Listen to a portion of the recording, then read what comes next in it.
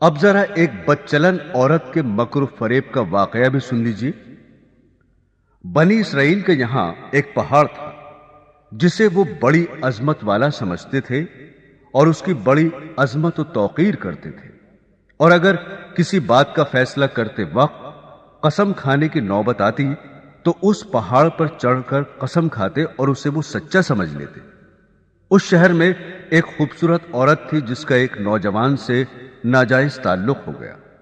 عورت نے اس کو اپنے مکان میں بلانا شروع کر دیا۔ شوہر کو شبہ پیدا ہو گیا۔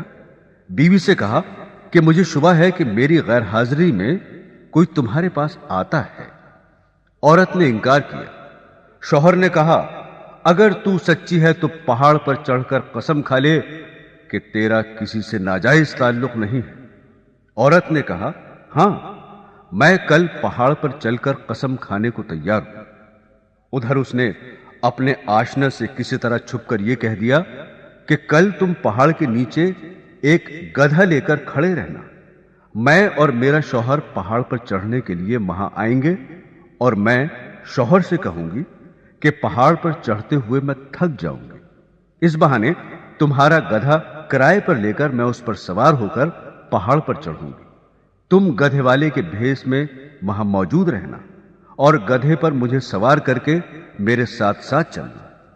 چنانچہ جب دوسرے روز میاں بیوی پہاڑ پر چڑھنے کے لیے گھر سے نکلے اور چلتے چلتے پہاڑ کے پاس پہنچے تو وہاں اس کا آشنا گدھے والے کے بھیس میں گدھا لیے کھڑا ہوا تھا۔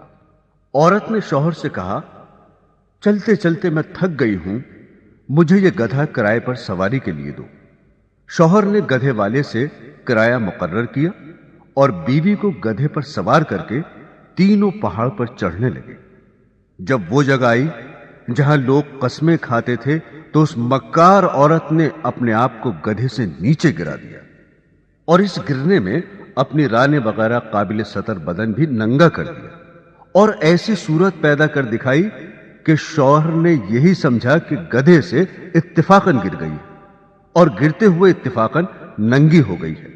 وہ جھٹ اٹھی اور اپنا لباس درست کر کے پہاڑ کی قسم کھانے والی جگہ پر کھڑی ہو کر کہنے لگی میں قسم کھاتی ہوں میرے ننگے بدن کو آج تک تمہارے سوا اور اس گدھے والے کے سوا اور کسی نے نہیں دیکھا۔